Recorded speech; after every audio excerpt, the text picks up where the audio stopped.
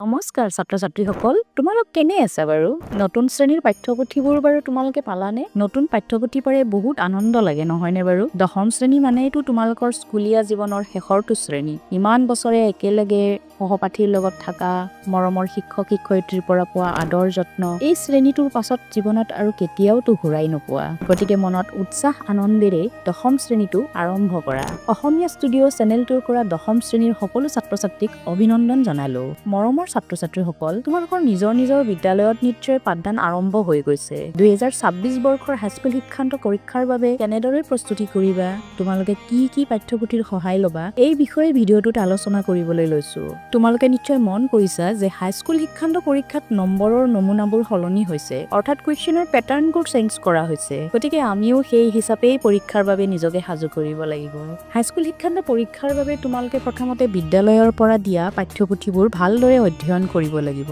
ইয়াৰ অনুশীলনীত দিয়া প্ৰশ্নৰ উপৰিও তোমালোকে কুৱেশ্যন বেংকখনৰ সহায় ল'ব পাৰা মই বিশেষকৈ অসমীয়া আৰু সমাজ বিজ্ঞান বিষয়ৰ ওপৰত আলোচনা কৰিবলৈ লৈছো অসমীয়া বিষয়টোৰ বাবে তোমালোকে অসমীয়া সাহিত্য চয়নিকা দ্ৰুতপথৰ পৰা বৈচিত্ৰ্যময় অসম এই দুখন কিতাপ পঢ়িবই লাগিব ব্যাকৰণৰ বাবে তোমালোকে অসমীয়া ব্যাকৰণ জ্যোতি বা ৰচনা বিচিত্ৰাখনৰ পৰা সহায় ল'ব পাৰা এতিয়া আহো সমাজ বিজ্ঞান বিষয়টোৰ বাবে কি পঢ়িবা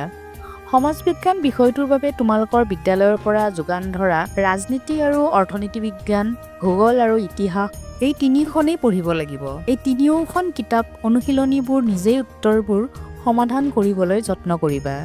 তিনিওখন কিতাপেই প্ৰথমে প্ৰতিটো বিষয় মনোযোগেৰে অধ্যয়ন কৰিবা ইয়াৰ উপৰিও কুৱেশ্যন বেংকৰ সহায় ল'ব পাৰা ছাত্ৰ-ছাত্ৰীসকল তোমালোকে যদি কুৱেশ্যন বেংকখন কিনিবলৈ অসুবিধা পোৱা অসমীয়া ষ্টুডিঅ' চেনেলটো অনুসৰণ কৰিবা অৰ্থাৎ ফ'ল' কৰিবা আমি প্ৰতিটো বিষয়ৰ অনুশীলনীৰ উপৰিও কুৱেশ্যন বেংকৰ পৰা প্ৰশ্নোত্তৰবোৰ আলোচনা কৰিম তোমালোকৰ ব্যক্তিগতভাৱে সহায় লাগিলে আমাৰ হোৱাটছএপ নম্বৰত যোগাযোগ কৰিব পাৰিবা ভিডিঅ'টো উপযোগী বুলি ভাবিলে লাইক কমেণ্ট শ্বেয়াৰ আৰু ছাবস্ক্ৰাইব কৰিবা ধন্যবাদ